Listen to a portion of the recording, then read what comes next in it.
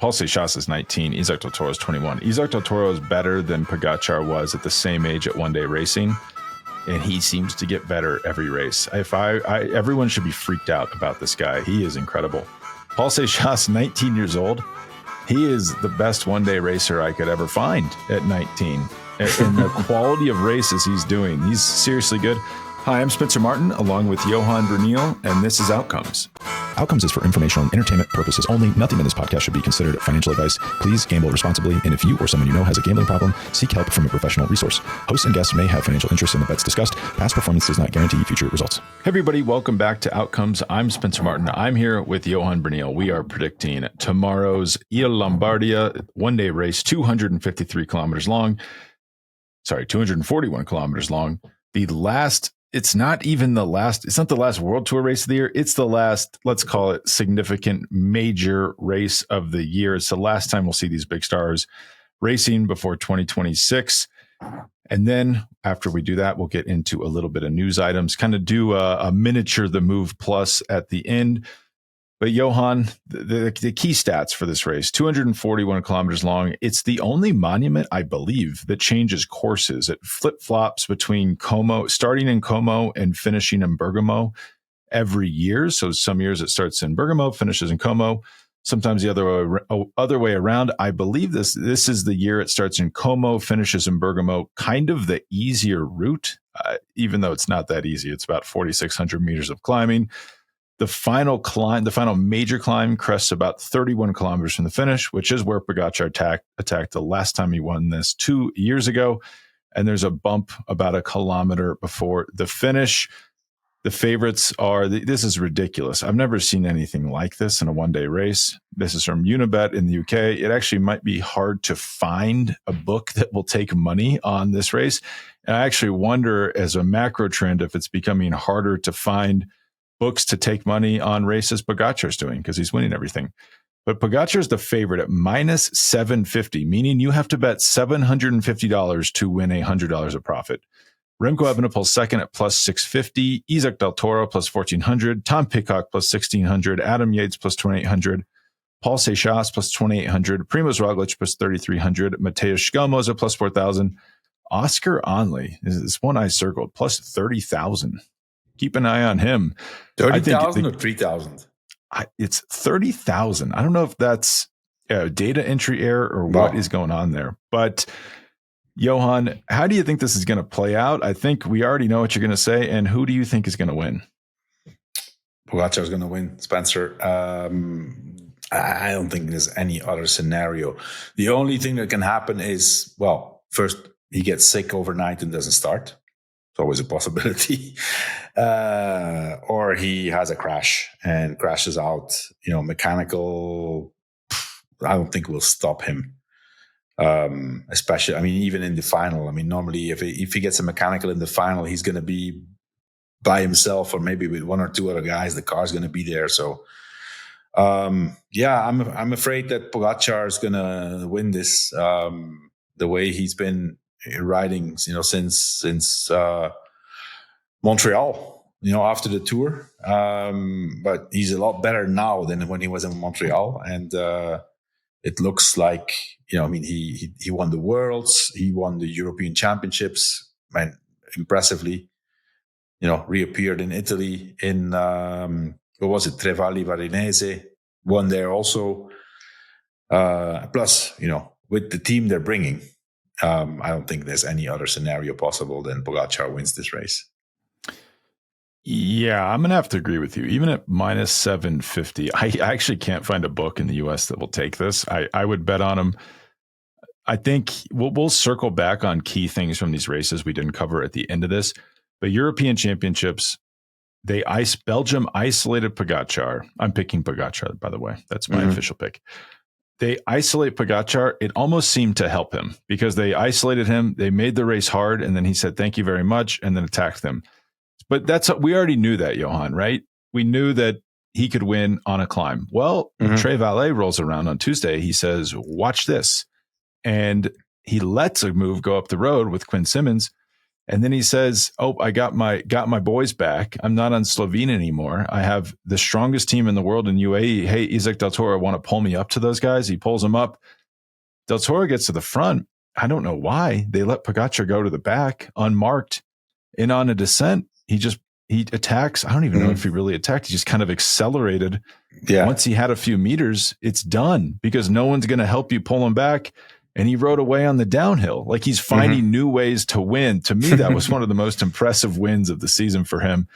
And if that's not bad enough for everyone else at this race, Isaac del Toro plus 1,400, he would probably be my second pick. But he is the second strongest guy for the moment. He's also, by the way, since the last few races, is now also officially number 2 on the UCI ranking. I think he passed Remco. He's the second best rider in the world right now, points wise, behind Pogačar, who has almost the double amount of points than the second. Wow. Yeah. And so he wins the day before Euro Championships. He's not eligible to race European Championships, obviously. Wins at Giro dell'Emilia. Super impressive because Tom Pidcock attacked at the bottom of that final climb. Looked like he had it, and Del Toro wasn't. I thought he was having a bad day, but it's because he wasn't even panicking. He just bridged up, smoked him in the sprint, wins the Grand Piemonte yesterday. Looks like, as you say, the second best rider coming into this race. And if you had to pick a rider, I almost think a wild card is almost a waste of time and money for this race. But if you had to pick the podium, Johan, who would you pick to finish behind Pogačar? I'm going to say Pogačar, Del Toro, and Paul Seixas. I like even that. if he's 19, but he's in incredible form. Did the great World Championships, was third in the European Championships. Man, that guy's good. Plus, I think Remco's going to be there. Pidcock's going to be there, but they are going to be carrying the pursuit. And Seixas is going to be able to kind of look around a bit, do a bit of work, not too much. So I'm going to pick him as number 3. I think Del Toro gets second tomorrow. So my podium, I have Tadej Pogačar, Isaac del Toro. I agree with you on that. And Paul Seixas is very good. I did a little deep dive on both these guys. Paul Seixas is 19. Isaac del Toro is 21. Isaac del Toro is better than Pogačar was at the same age at one day racing. And he seems to get better every race. Everyone should be freaked out about this guy. He is incredible. Paul Seixas, 19 years old. He is the best one-day racer I could ever find at 19. And the quality of races he's doing, he's seriously good. But I can't believe I'm doing this. I'm going to pick Remco Evenepoel when you're not. I think Remco is on some of the best one-day form I've ever seen from him, even though he's not winning. He's definitely in great form, yeah. Yeah, finishing second. I think he's going to get third behind. He's going to get a little bullied by Del Toro. Yeah. I think the conclusion of Remco's 2 championships, right? So the Worlds and the European Championships, is that he must be on incredible form because his base must be, he gets knocked down, like big time knocked down. And he recovers and he keeps going, and he's still really solid and rides away from everybody else. And there's no reason why he can't do that tomorrow in Lombardia. So if someone wasn't going, also we were crunching numbers before we recorded. Pogačar has done a total of, this is just, I've counted by hand since 2019, 379 total race days. 107 wins. That's nearly 1 in 3 races he's winning. So 28% win rate. Maybe it doesn't sound impressive, but think of all the sprint stages at Grand Tours. Impressive. It is impressive, Spencer. It's crazy impressive. I've seen somewhere another stat. I can't find it anymore. So I don't know how they accounted for the amount of races, but it was a comparison. We always have this eternal debate. Eddie Merckx versus Pogačar, who's the greatest. I've always said that for the moment, Eddie Merckx is the greatest, because also we look at his total career, and Pogačar is, could we say he's in the middle of his career? Probably age-wise, yes, maybe mentally not, but There's no signs of slowing down. If he has another 2 years like this, he is definitely on the Merckx way. But this stat was actually impressive, and it's a pity I don't have the numbers, but it's something in the range of Merckx as a professional cyclist. I mean, back then, they raced a lot more, right? And there was less riders, and there was more condensed. There was European sport, it was Belgium, France, Italy, the Netherlands, Spain, a bit of Germany. That's it. And now they're coming from all over the place, and they raced less. But Merckx did about 1,000 races, I think, and he had 200 and something wins. I think it was about 20% win rate as a pro. And the other stat I saw and was something like Pogačar did 200 something races. And he had won, how many wins he has on 107? 107. And it was, that was, I mean, I've seen somewhere something like 39% winning. So maybe it's just that they take out the stages. They might that have he filtered out yeah. sprints and stuff at breakaways. I don't know. I mean, it's difficult, but yeah. And Spencer, I'm looking at Pogačar's dominance. I personally, I cannot remember, at least for as long as I've been actively involved in cycling. I do remember Merckx from my childhood, but I wasn't cycling yet, so I did pay obviously less attention. But since I've started racing and then became a professional, then was a team manager and team director, I cannot remember such a dominance. A rider like Pogačar, where basically every race this rider starts, would it be fair to say that whenever it was his course, like taking out sprint stages, there's probably like a 90% chance that rider would win? Yeah, I need to do a deep dive on this. Actually, you're giving me a lot of good ideas for the off-season. I mean, it's like a feeling. I mean, it's a feeling that I have. I mean, it's not, obviously statistically it's not correct, but man, you could though filter out all the just like his target races. And I'm trying to think off the top of my head, how many in the last 2 years? 3 races that he didn't win? 4? And he was on the podium on those races. Yes. Yeah. It's crazy. Yeah.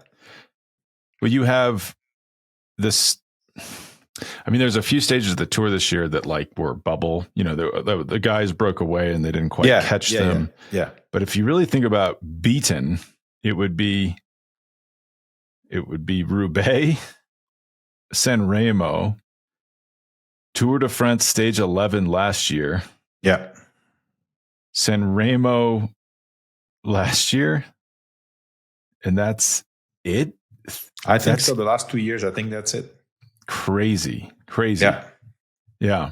I mean, even the shocking thing to me is how much better he is getting. So 2019, we talked about that win rate, career almost 30%, 12% win rate in 2019. You're like, well, that's pretty good for first year pro. Wow. 2020, 21%. That's already historically good. 2020, 21%, 2021, 21%, too many 21s, 2022, 29%, 2023, 34%, 2024, 43%. This is all race starts, including nothing breakaway days and sprints days.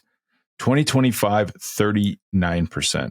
So he's at a dip. He's in a slump season. Well, he needs to win. He needs to win tomorrow. It's going to bring him to 40%, I guess. Yeah, let me just pencil in a win there. Yeah. And I'm going to guess that's it. No, he's not racing anymore after that. I would hope not. I mean, at least not officially. We do know there's going to be one of those exhibition races in Andorra where so it's Jonas, Pogačar, Remco, and who else? It's Del Toro, Jonas, Remco, Tadej, I believe. Yeah. Those 4 we'll have like a 4-man race, and like going to be a time trial, and it's going to be different short events. But that's not a real race. Let's say it's more for the spectators and the entertainment. So let's take a quick break, and when we come back, I want to ask you, if he doesn't win this, how does that happen? And then we're going to get into a few other topics before we take off. Yeah. All right, we'll be right back. Everybody, this episode is brought to you by Caldera Lab. Let's be honest, cycling is not great for your skin. That's where Caldera Lab comes in. They've completely redefined men's skincare by combining advanced science with clean, non-toxic ingredients. So it's simple, effective, and actually works. Their lineup is incredible. They have the good, an award-winning serum that delivers nearly 3.4 million antioxidant units per drop to help protect your skin and keep it looking smooth and hydrated. The eye serum tackles dark circles and puffiness. 75% of users said their eyes looked brighter. This is key. If you're waking up early for podcast, you need that eye serum. And the base layer is a quick absorbing, nutrient-rich moisturizer with the clean matte finish. No greasy feel, no fuss. Great for both your face and your legs after you shave them. Since I started using it, my skin looks better. And more importantly, I just feel better and more put together when I leave the house. 2-minute routine, done, boom, I'm on my way. I feel fantastic. So whether you're starting fresh or upgrading your routine, Caldera Lab makes skincare simple and effective. Don't settle for drugstore junk or steal your partner's products. Elevate your routine with skincare made for you. Head to calderalab.com/themove and use code THEMOVE at checkout for 20% off your first order. That's calderalab.com/themove for 20% off. All right, back to the show. Everybody, this episode is brought to you by Hims. Cycling is all about confidence, and in many ways, so is life. So that means if your hair loss is messing with your confidence, you need to get Hims because they make it easy to take control with simple, personalized care that actually fits your life. Hims gives you convenient access to prescription hair loss treatments that work, including chews, oral meds, serums, and sprays, all backed by clinically proven ingredients that can stop hair loss and even regrow hair in as little as 3 to 6 months. The best part, it's all online. You connect with a licensed medical provider, get a treatment plan personalized for you, and it ships right to your door. No waiting rooms, no awkward pharmacy lines, no surprises, just expert care on your schedule. For simple online access to personalized and affordable care for hair loss, ED, weight loss, and more, visit hims.com/themove. That's hims.com/themove for your free online visit. Remember, HIMS.com/themove. Individual results may vary based on studies of topical and oral minoxidil and finasteride. Featured products include compounded drug products, which the FDA does not approve or verify for safety, effectiveness, or quality. Prescription required. See website for full details, restrictions, and important safety information. Okay, Johan, it's Saturday tomorrow where we're sitting down to do the move, which we'll be doing right after the race with a special guest. Finally, we got someone to join us. And Tadej has not won. How did this happen? Crash. Can't think of anything else.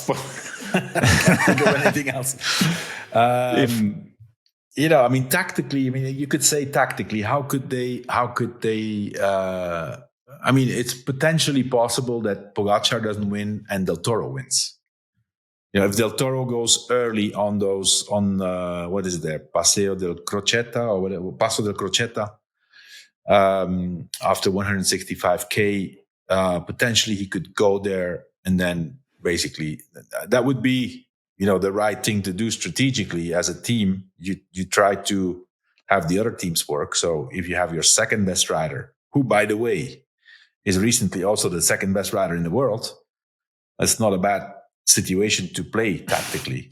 Del Toro takes off and other teams start organizing and they can't catch him. Pogačar's not going to ride himself unless he's 100% sure he can get away by himself, which I think he's 100% sure he can do that. But then would he actually do that?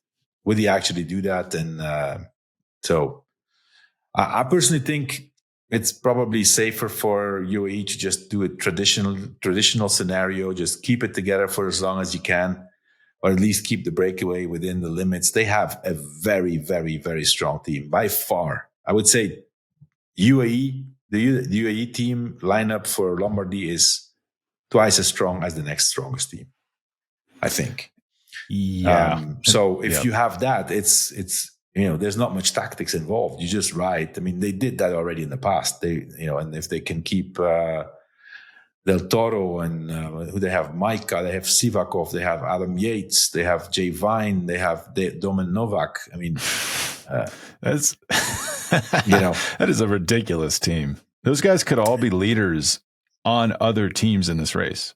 Except Novak, but all the others can be. I don't know. There might be a few teams that don't have Novak could be a leader of. But I mean, to play it safe, I would use the traditional strategy. Cycling law 101. Just control, and then as long as Pogačar has teammates, he just stays where he is, and when his last teammate is done, he goes, and by then. I mean, if his last teammate would be Del Toro, who else will be there? It's going to be Remco and Pidcock and Seixas. That's it. I mean, nobody else can be there. The only thing I'm struggling with is Paso de la Croqueta.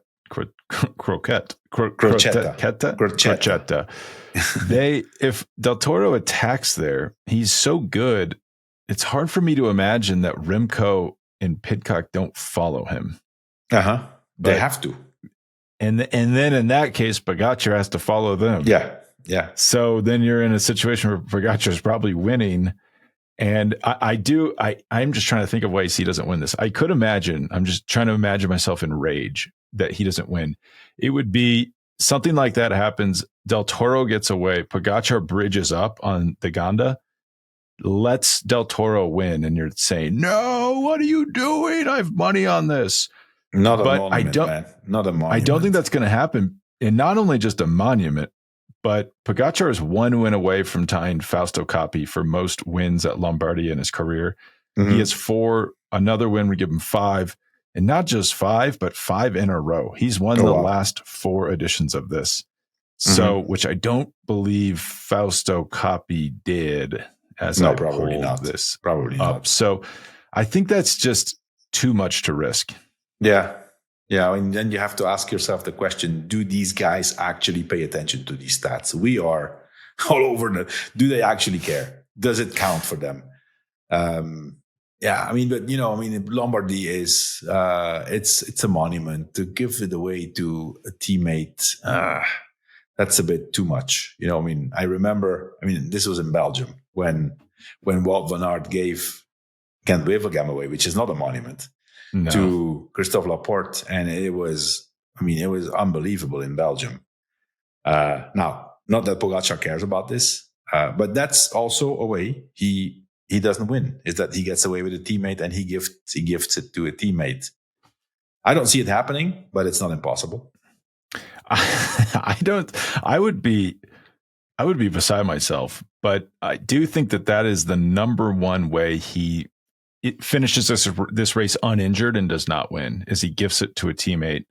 Yeah. If he's not gifting Tre Valli, like he's not gifting this. Another scenario could be, I think until 2 years ago, probably people were still considering that as a potential scenario, is that he goes too early and he doesn't make it because he runs out of energy. That's not happening. No. And I guess it did happen this year at Amstel. But the thing is, these harder courses, it's easier to stay away. Yeah, but Amstel, I think Amstel was a special situation because he came off Flanders and Roubaix, which are hard races and are a completely different way of cycling. And he got into Amstel kind of a bit the same as when he came from Canada back to Kigali and, was caught in the time trial. Not exactly the same, but still, he's not running out of energy. I've forgotten the stat. People did not give him enough credit for that because almost no one ever wins Roubaix and Amstel in the same year, in years that they abut each other. Because I think George talked about it when we did our post Amstel show. You're just beat up. You're physically beat up. It's people made a lot about that. He didn't win Roubaix. He was second in Roubaix. Second. I think Wout van Aert's one of the only people to even finish top 5 in both. And Pogačar was second in both of them. And he really won impressive. He won Flanders, second at Roubaix, second at Amstel, and then wins Liège. Flèche Wallonne and Liège. Yeah, so he did end up recovering. But the thing is, you're going to let's say that happens. You're going to have Del Toro sitting, if Evenepoel and Pidcock are chasing, Del Toro sitting right with them. You probably don't want to do that. Yeah. I think it's going to, I mean, you know, there's no reason why there would not be a different scenario. You know, we saw in the Worlds on the road race in Kigali, it was him and then the rest, and Remco was the best of the rest. Euro Championships, same thing. It's the same riders. It's the same course. I mean, it's harder. You know, it's going to be the same situation, Spencer. I can't see that change in a couple of weeks. And I'm just trying to anticipate questions people might have. So when Pogačar attacks, why don't people behind just chase hard, Johan? There's many of them. There's one of Pogačar. Why can't they catch him? I mean, why can't they catch them? I think first of all, I mean, the only one who is, you know, once Pogačar has the gap, not usually it's 40 seconds to a minute. That's the time that these guys need to take their breath to recover and try to find their speed again. Mostly it's been Remco, right? So Remco got, you know, beaten down and then he kind of recovers physically, but especially also mentally, and then he keeps going and it stays around a minute. But then Remco, you know, who wants to ride with Remco? Because everybody knows that on the next climb, Remco is going to try to drop them. Which he's done the last 3 weeks he has or done, whatever. And which he will try to do again. So, so yeah, I mean, it's, I mean, listen, it's a dominant performance of Pogačar race after race. But man, how frustrating must it be? I mean, people say it's boring. I don't find it boring. I enjoy it. But how frustrating must it be for all these other riders and teams? Like, okay, what are we going to do today? What should we do to try and have a win? Nothing works, because if you look around, I mean, you look after Pogačar, there's Del Toro, there's Jay Vine, there's Adam Yates, there's, you know, all these other guys. Not much they can do. No, and then you get people racing for second because you're so dominant. Yeah. So they're not going to pull. Also, I don't feel like this gets talked about enough, that the race is so hard before his attack comes. Yeah. There's no one has anything left to chase with. Mm-hmm. Like they're on their knees by the time the attack comes. On that topic, European Championships, any critiques for Belgium there? What did you think of those tactics? Yeah, I mean, yes and no. I would say they were a bit overconfident. The only thing I could see they could have done differently was that, you know, they made the race hard until Pogačar was isolated, which is, of course, you know, it's an objective, but then you know, you're spending so much of your guys to isolate him that it's basically Pogačar against one or two or three other leaders from other countries or other teams. What does he do? He goes. And, you know, I think the mistake the Belgians have made, I mean, it's easy to say it afterwards, but once there was this group and there was 4 Belgians, I think, 4 Belgians, and Pogačar was by himself and there was still a few French guys. They kept pulling. They shouldn't have kept pulling. They should have tried to send somebody, you know, like a French. And then would it have mattered? I don't think so. Spencer and Pogačar would have attacked anyway and dropped the guys who were up front, you know. But that's the only thing they could have tried differently. You know, there was not much they could do. You know, Remco got second, Seychelles got third, who was for Scaroni fourth, you know. And I saw Remco, I mean, he was obviously, I mean, you know, Remco is, if he doesn't win, he's not happy, you know, and that's fair. I mean, he wants to win, but you know, if you're second in both the World Championships and the European Championships behind Pogačar, you have to accept that that's the situation, unfortunately. But Remco said, yeah, you know, there's progress because it's the first time I can follow his attack. I mean, yeah, okay. you did it for 1 minute. It was probably like a 7-kilometer climb. When Tadej attacked, there was maybe 5K to go. There was still at least 12 minutes to go in that effort, and you did it for 1 minute. So that's not really following an attack. I mean, he tried to follow, but he kind of blew up a bit. The proof is that Seixas came back to him and took a pull straight away. So, but on the other hand, also credits to Remco that he's able to recover from this and then keep going and then, keep the distance, because from the moment he had 40 seconds, it went to a minute, and then it kind of was fluctuating. So I'm asking myself, okay, is it because Remco is at a really high level, and he probably is, but it's also probably because Pogačar by now has figured out exactly how he has to manage that minute gap. Because it seems like once he has that minute, he is completely in control of his effort. And that's what, in my opinion, is so frustrating. Obviously the riders don't see that during the race, but they watch these images afterwards and they say, what is going on? I mean, this guy is completely in control. He's not dying, I'm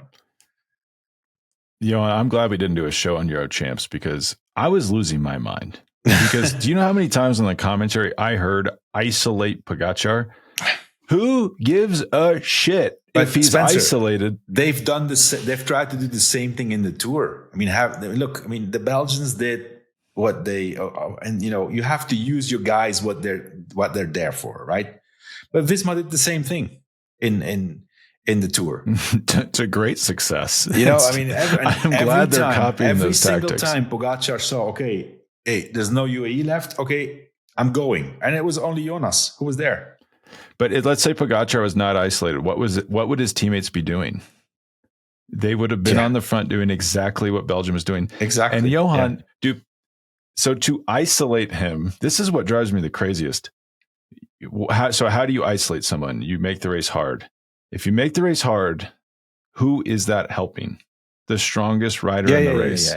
And you're hurting everybody else. That's like, I don't know. There should be a flow chart. Is Tadej Pogačar or his team on the front? If not, get off the front.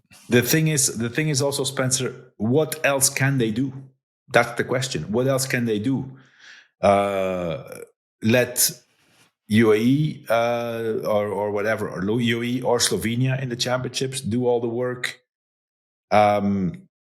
Then it's basically everybody's waiting for Pogačar to attack, and they're going to get dropped anyways. Or have a negative race and let a breakaway go, and they can't catch them anymore. Also not likely to happen. What you have, and I understand why this doesn't happen, and I wouldn't do it either. But once he's isolated, if everyone gets off the front and they say, all right, Tadej, you figure this out, and people are attacking, and the only person to ever respond is Tadej Pogačar, you will beat him. Mm-hmm. That won't happen, obviously, because you'd have to sit back and allow other people to attack without responding yourself. Yeah. We I guess we should. We'll probably be having the same conversation tomorrow. But that's what's been so impressive about his dominance. Like, he's been part-time in with Slovenia, and you get to see him isolated. You're not going to see him isolated. With UAE, like it's gonna be. Well, I mean, and also Spencer, I've seen, people start to say, okay, the dominance obviously starts to annoy people, and it's always the same thing. And I can understand on the one hand, and then there starts to be a certain, doubts and questions. How can somebody be so much stronger than the rest? And I've said this already many times on several shows, this guy, from the moment he was 17, was really a super talent. And I got information now, really reliable information, that, and we have, it's easy to see also, if you look at videos and pictures, and the two first Tour de France he won. Let's say the first one was against Roglic in the last time trial. You could say, okay, it was a bit of a surprise, but he was there. He was second. So for a reason, it's not like they were just dragging him around. And he lost time early in that race with the flat tire too. Yeah, but he got it back. He got it back over the Peresur because I think they didn't really take him seriously. But anyways, coming to my point, the first 2 times he won the Tour, if you look at the way he won and the way he was physically, and I now have the confirmation, which we suspected already, this guy was not really optimized. He was not completely living a life of a top professional rider, in the sense that, you can see he was a few kilos heavier. Apparently his training structure was not super good. Nutrition was off, and he won the Tour twice. And then, he lost the third time to Jonas, in my opinion, because of a mistake he made in that stage where they attacked him, with Roglic and Jonas on the way to the Galibier. The fourth time he didn't win. Jonas was a lot better, and also he came back from a wrist injury. But man, since then, this is different. I mean, I think it's been public, that they changed trainers, or Pogačar changed trainers, and does a lot more in nutrition wise. And man, he stepped up his level to his maximum potential now. But thinking that he won the Tour twice, being I'm not going to say a semi-professional, but not 100% professional. That's actually scary to see that he was able to win the Tour twice with that kind of efforts or that kind of dedication.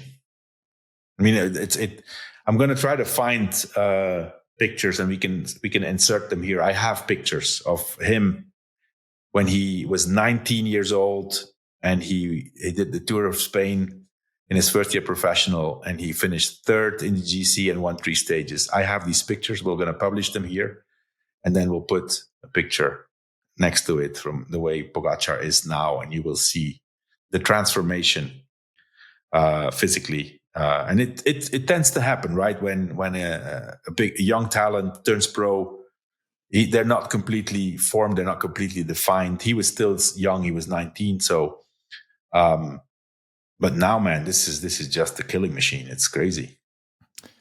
Yeah, I know exactly what you mean about the Vuelta. I rewatched that race recently, and his physical differences do stand out a lot. And also it's impressive that a lot of people come along and have initial success like that. I'm thinking of a certain Frenchman who had a big Tour de France win when he was young, and then just never take the step up. It's just like, well, This is pretty sweet. I'm gonna be like this. Pogačar is what happens if someone keeps improving.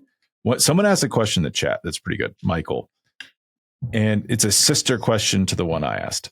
So if Remco is better than Pogačar in the time trial, why is it so challenging for Remco to catch Pogačar when Pogačar attacks solo in the road race? Completely different effort, completely different. Time trial is very consistent, always the same. There's no ups and downs in your rhythm, in your power output. You're constant. And Remco is a master at that. In a race, in a normal road race, it's completely different. There's attacks, there's, the slow down, and you go over your limit again. You have to follow the peloton, right? I mean, you can't be in control of your effort. And on top of that, I think Remco, that's why he's such a great time trialist, is the master at the constant effort, but he tends to have a bit more problems with accelerations, which obviously Pogačar is completely the opposite. He can accelerate and he can maintain that acceleration, and actually can also sprint. Remco has improved, but he's definitely not at the same level when there's changes in rhythm as Pogačar. And also, if there's a few of those already before the real effort, where basically the critical point, let's say this climb, everybody identifies, okay, this is where it's going to happen. And there's been a few times before already you've been in the red or close to the red. Some riders recover amazingly from that during the race, and others don't. Yeah, I think just A few points. I think that's all true. And what hanging out with Bradley Wiggins and Lance Armstrong taught me, I don't understand why it is, but time trialing standalone races is very different than like just being good time trialing in a Grand Tour. But we should note, Remco is not on his time trial bike in a road race, and that man is very fast on a time trial bike, freakishly fast. Also, by the time Pogačar attacks Remco, I don't think people on TV recognize this, especially if you're just dropping into a race. They've been racing for four hours or more, and there's that much more load in their legs. That's very different than a time trial where most of these efforts are 20 to 45 minutes versus a multi-hour long effort on after riding for multiple hours at a very hard pace. So there are like factual differences between the two things. Yeah. And then also, Spencer, I keep coming back to the same thing. We've been talking about this already several times. And I don't mean, I just pulled up here, because we've analyzed this, basically I'm going off Strava, but, it looks like I'm blown away by the energy expenditure. Basically the calories that Pogačar burns through a race or a stage compared to many of his rivals. Whereas he's on the front, he does sometimes breakaways of 30, 40, 50 kilometers, and he still spends, on average, 20 to 25% less than his closest rivals. So here, for example, I have, this is, what's the race he won? Tre Valli Varesine, right? So he did 196 kilometers, 43 average, 3,400 calories. Now let's take a rider like, for example, there's a bunch of riders here. I don't know if he finished Ben Healy. Did Ben Healy finish? Let's see. Here we go. Ben Healy finished the race. So Pogačar had 3,500. Ben Healy 4,150. Interesting. It's 600 calories more. And he's been in the wheels, Ben Healy, and Pogačar was off the front. And it's with everybody the same, and I often keep an eye on it, and I know it's not exactly scientific and it's not exact numbers, but if you go off Strava, it's an estimate, right? Based on what you weigh, the power you put out, heart rate maybe, and whatever other parameters. But the Strava formula is basically the same. So if you measure off the same, I think it's not precise, but it's a pretty good. I think there's another rider here. I think this guy was more or less in the front. Tobias Johannesson. He was, I think, here. So Pogačar. So Johannesson was, I think, 5th, 6th, 7th. So basically was in there, came back at the last moment, sprinted 1,000 calories more than Pogačar. 4,605 calories. Which means that Pogačar, when everybody is close to their limit, Pogačar is still cruising. And he's very clearly has an efficient pedal stroke. Like that's obvious. And also, because he's putting out. Spencer, sorry to interrupt. I think he's also, compared to his direct rivals, with maybe the exclusion of Tom Pidcock, I think he's also the best in the bunch. Like I was just going to say that. Yeah, and you can finding position, notice it when you watch it. He does not spend any unnecessary energy, which obviously all adds up. Yep. I mean, you just watch. You can just take screenshots of the peloton, and you'll see Remco is putting out a ton more power because he's just in a less advantageous position. We got a few juicy topics coming up, but before we do that, Tre Valli, you mentioned it. Why are we doing this, Johan? So let's role play. You're in the breakaway at that race. The best rider in the world comes up to the breakaway, is a very good racer. Where would you put yourself? Obviously on his wheel, but he had Del Toro pulling, right? Because Del Toro went after, was it Victor Lafay, I think, from Decathlon? There was another rider there. I don't remember who it was. And was Quinn Simmons, I think. Was it Quinn Simmons? Yeah. Quinn Simmons was the strongest guy in that move, yeah. Yeah. And so Pogačar comes, and then, it's also, it was a bit, I think it was a bit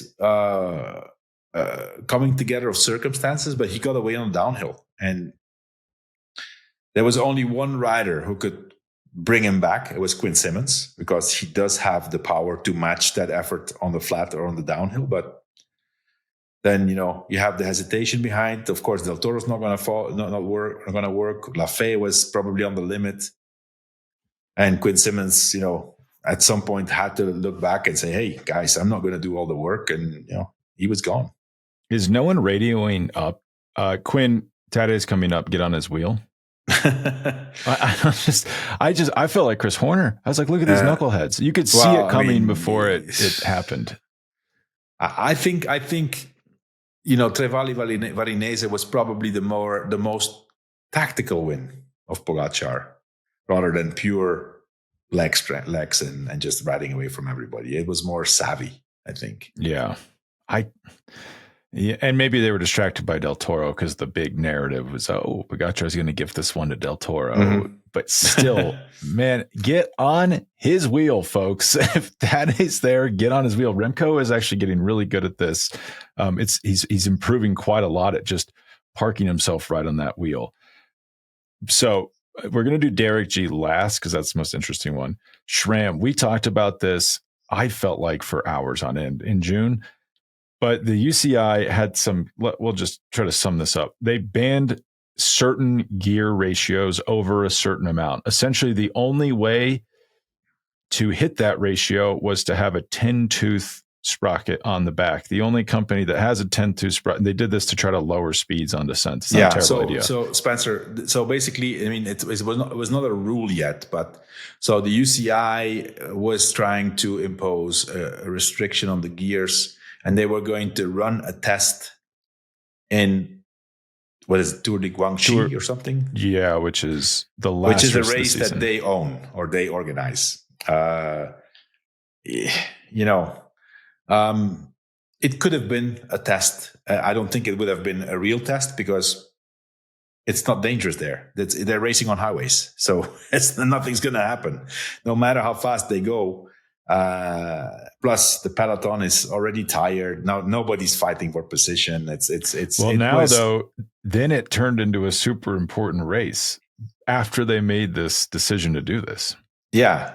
I mean, because so the discussion was, so it was going to be 54:11 is the maximum, or that kind of distance. And so SRAM filed a complaint, because SRAM, now, since a few years already, they do not produce any more cassettes starting within 11. And to get to that ratio per meters per RPM, SRAM riders would have been at a disadvantage, a few centimeters, but still, at that level, it's a disadvantage. Which I think it would not have made a difference in the results. But SRAM has used that as one of their arguments. But I think more than that, they've used the fact that the SRAM system, meaning you would have had to have, I think, was it 50-10 or 51-10? I don't remember, would be deemed illegal for the UCI. And it had a negative impact on their brand. And people were starting to say, okay, well, these gears are UCI illegal. And it would, I mean, if you listen to SRAM's explanation, it would have cost them at least 2 years to change their whole manufacturing process, which I can understand. It's a huge investment. So what did SRAM do? They filed a complaint with, I was surprised when I saw it, but it actually makes sense, especially if you want to speed up things. There's an organization, I never heard of it, but it's called the Belgian Competition Authority, which is an organization that oversees commercial competition law. Which, for example, if you make abuse of a dominant position in business, you can get called back and say, okay, you can't do this. So without going into details, SRAM filed a complaint, and that authority, which is apparently has the same power as a normal court, has deemed this test illegal at the disadvantage of SRAM, and SRAM won their complaint. Now, of course, the UCI, who would be surprised, has already said that they will appeal it.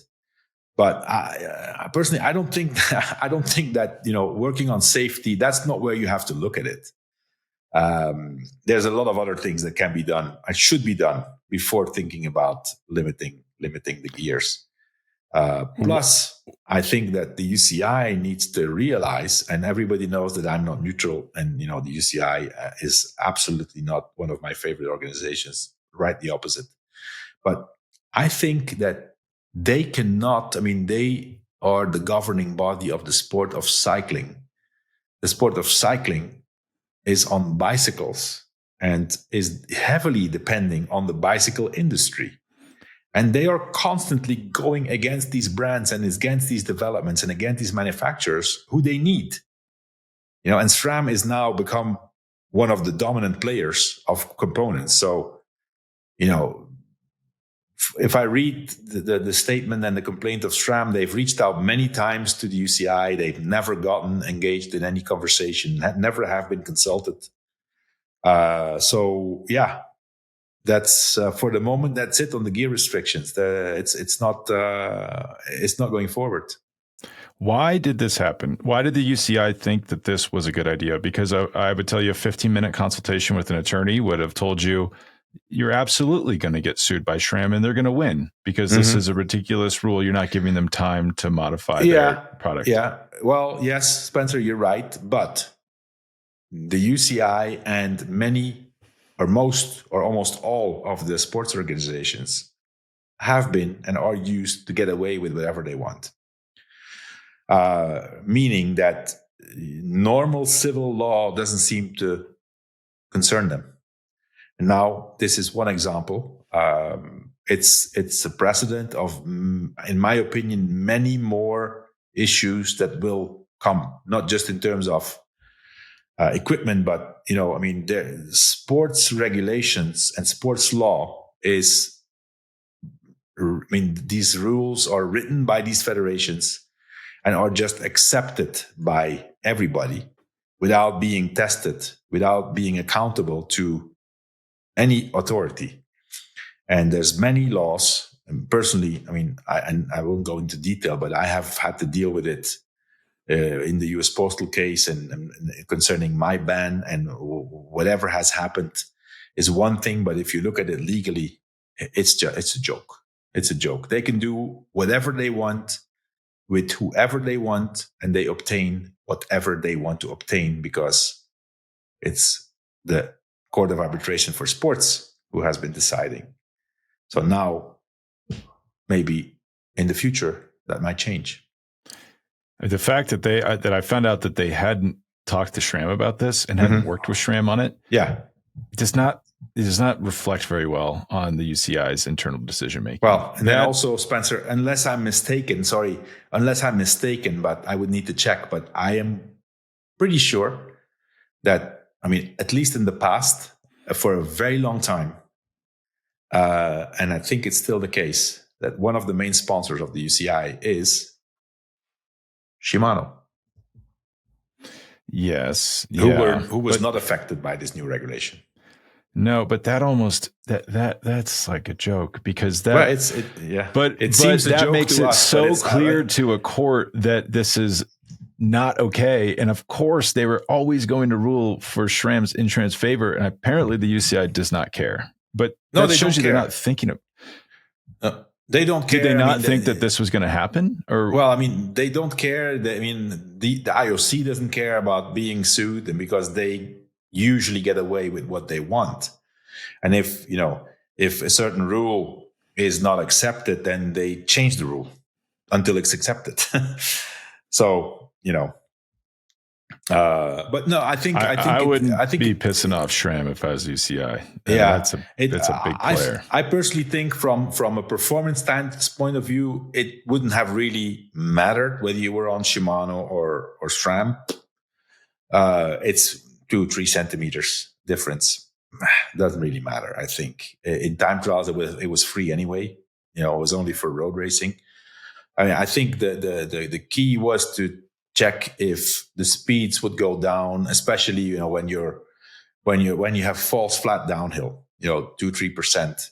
That's where the speeds are extremely high and the bigger gear. I mean, if you have to stop pedaling because you run out of gears, the speeds go down. If you keep pedaling because you have a 58 chainring or a 60 chainring, obviously that makes things more dangerous. I do think, however, that whatever they wanted to test would have been useless if you tested in the Tour of Guangxi in China. Would have been, I mean, the results would have been, not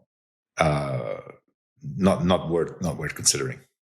Can you imagine being a SRAM team rolling up to the Tour of Guangxi and then you're on significantly smaller gears and Shimano teams? What a joke. Yeah. Well, I mean, and then also Spencer, I think there's three teams who care about Tour of Guangxi. It's Cofidis, UNOX, and Total Energies. Nobody has. Tour of Guangxi is a race where basically, I mean, somebody else is going to win. Maybe Johannesson could win for UNOX. I don't know, depending on the course. I haven't seen it, but it's a race that you have to go because it's a UCI. It's a World Tour race, which I don't understand why it's a World Tour race. I mean, then whose World Tour is it? Yeah, UCI's. But and it's their race. It makes no sense. It makes no sense, but it's something that most of the riders have to. I mean, the guys who go there, they have to go. They don't really want to go. If they have to go, okay, they're going to make the best out of it. But it's a relaxed atmosphere, and then there's going to be 5 to 7 riders who had, maybe some injuries, and that still are motivated and see the opportunity to do a great race and go for GC.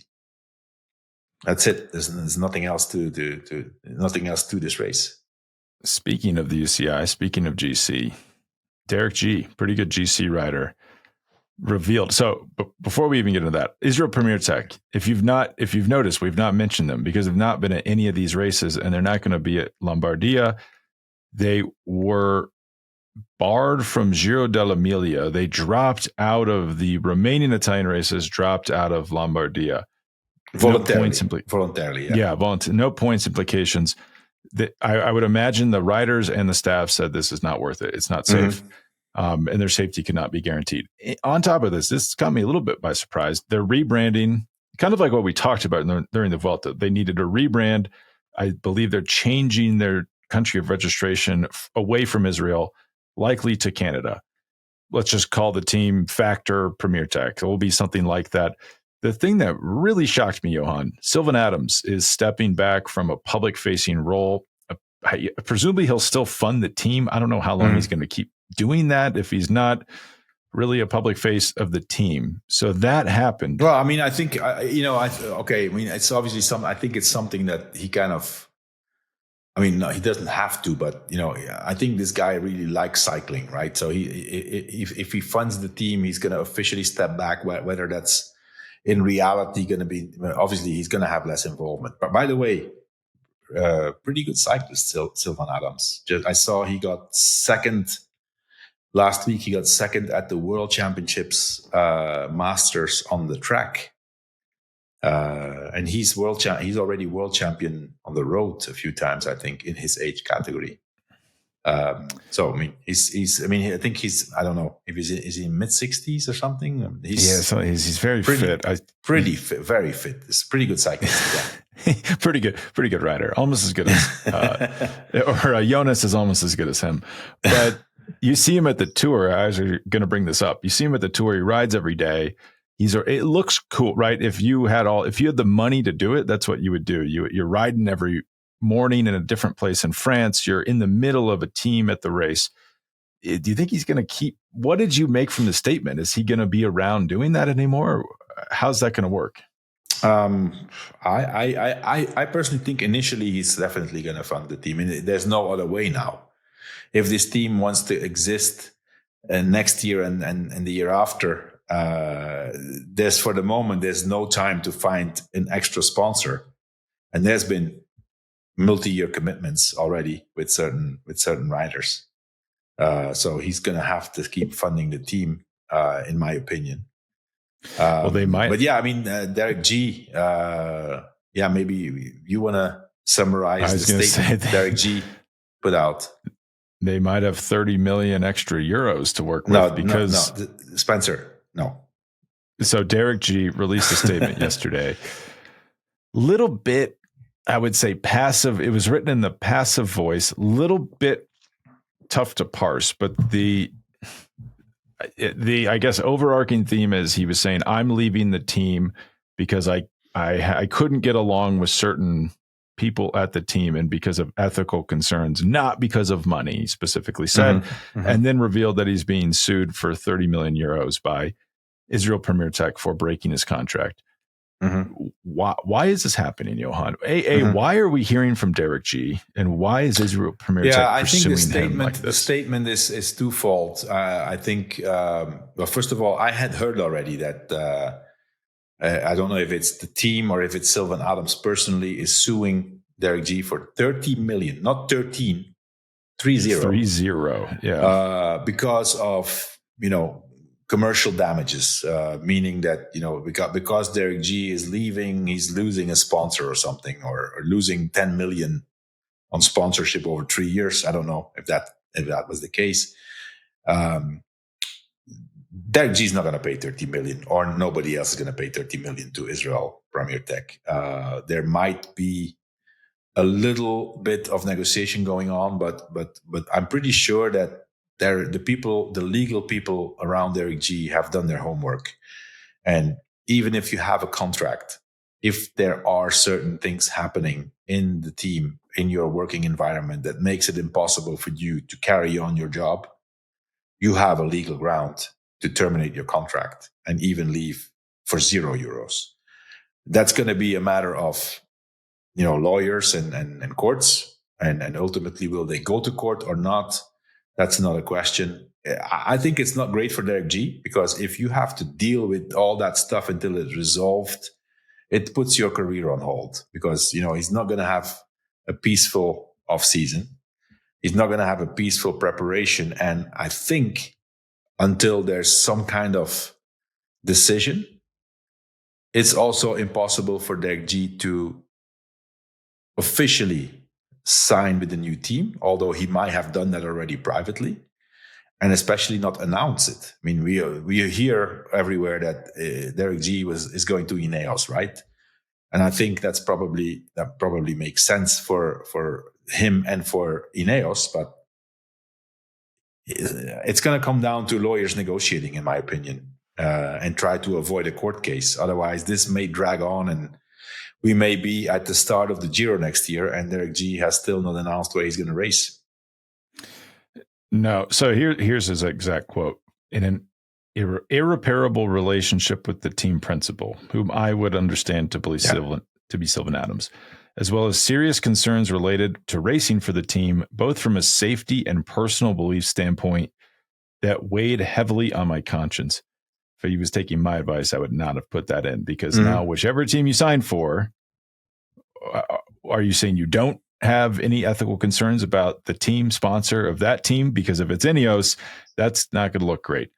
But Johan, am I misremembering? But wasn't Wout van Aert being sued by his team for years and then raced for Visma in the meantime? Yeah, and he lost.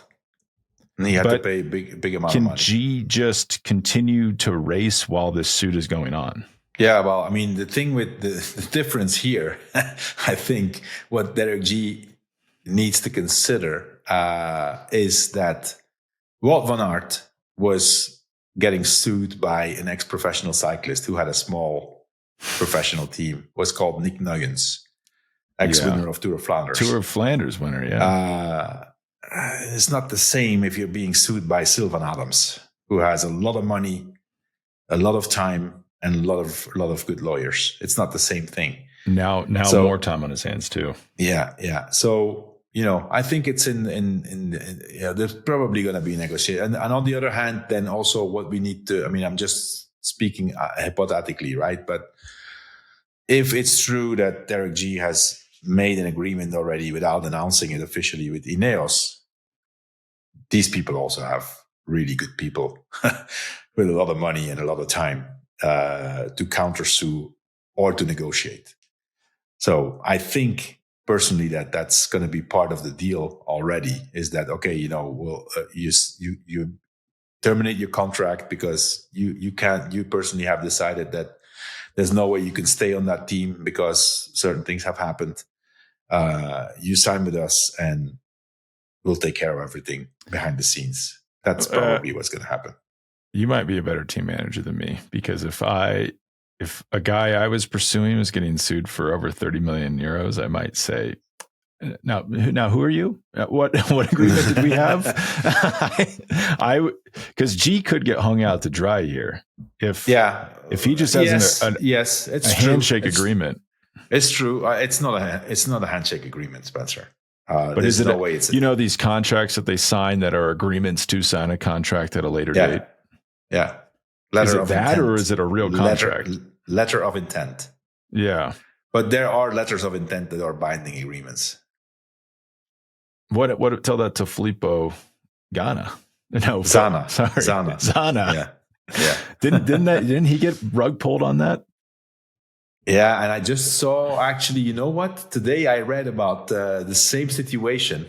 We've talked about him already, so it's completely different. But the Belgian rider, Edward Planckaert, who was on Alpecin and had signed for Soudal to be lead-out guy for Merlier. Yeah. Is apparently now going back to Alpecin. Interesting. They negotiated an agreement, I think. So, I mean, it's never set in stone, I mean, we should say I don't think Israel Premier Tech's getting 30 million euros out of Derek G. I don't think a court is going to be. I don't know. I just feel like courts, you're seeing over and over again in the EU that in something I'm a little fuzzy on.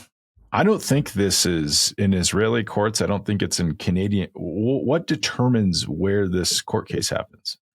I mean, in this case, Derek G is a Canadian. Is the team Canadian right now? No, I think it's Israeli at the moment. Okay. If it would be a European rider, I would say it's the European Court of Human Rights that ultimately decides. But for the moment, if you look at it, and again, this is one of the situations where, I'm curious to see what the UCI will do here, is that it's the UCI who has to approve the transfer of Derek G. And if there's a transfer of a cyclist who has a running contract, there needs to be an agreement between the three parties, the rider, the old team, and the new team, which is not the case. Then the question is, okay, how hard can you negotiate and force one of the parties to come to an agreement? But in theory, if the UCI follows their own self-written rules, they cannot approve the transfer of Derek G unless Derek G obtains by a civil court, which is ruling over labor law, which in theory supersedes the sports law. But whose labor law? Yeah, well, if it would be European, I would say it's any European court or ultimately the Supreme European Court. In this case, I don't know. I mean, I think it's Canadian. But if I was a professional cyclist and I'm American, but I'd be living in Girona or in France, and let's say I'm Matthew Riccatello and I'm paying taxes in France, is that actually where it's being the case is happening? We're just trying to guess here, Spencer. I am pretty sure when Derek G and his agents and lawyers have sent this letter and terminated the contract, they have thought about all this, so they know what to do. Yeah.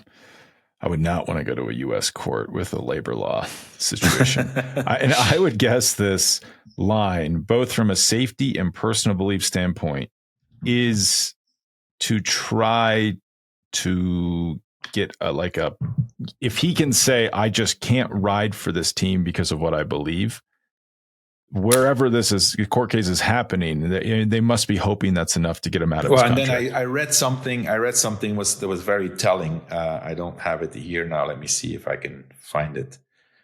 But I think at the end, in the last sentence, he uses the word makeup to explain the change of identity and the change of leadership. And he uses the word makeup. Did you see that somewhere in the last sentence of his statement? Derek G. Oh, no, cosmetic structural shifts. Yeah. Okay. Cosmetic shift. Yeah. So meaning it's just for the face, but in reality, internally, nothing will change.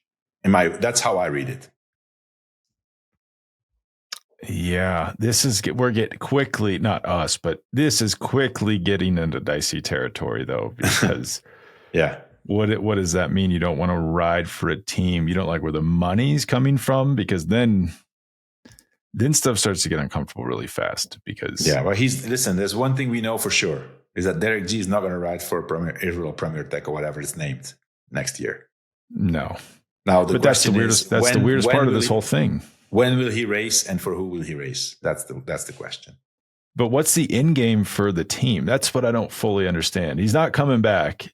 You just need to get the biggest buyout possible from. Well, I mean, you can start high and try to get something out of it. And then also, to me, listen, the fact, this claim of, we're missing 30 million euros or dollars in potential sponsorship because Derek G is leaving, that's complete bullshit. Derek G is not going to bring a $30 million sponsor on board. He's a good rider, but he's not a superstar yet, at least. So to me, that kind of huge amount is to say, okay, you know what? If you want to play, we'll play this hard, and I will mess with you as long as I can. That's the message I'm getting out of that. Yeah. I mean, I may or may not have heard that was said explicitly inside the team too. Mm-hmm. Yeah, I didn't, but that's what I read between the lines. Yeah. Well, thanks, Johan. This is officially the longest episode of Outcomes ever, and we'll be back tomorrow. So we're ready to go. Anything else before we take off? No, let's make sure we're turning on our live stream at least with, I would say, to be safe, 100K to go. 100K to go, I think. Yeah. Yeah, if we want to see some action. You never know with Pogačar. I don't think he's going to go with 100K to go, but I'm going to start watching with 100K to go. Well, if someone wants to beat him, they might have to go with 100K to go. So there could be action, whether Pogačar wants there to be or not. But okay, Spencer. Johan. Thanks. And we'll talk tomorrow. Okay. All right, bye.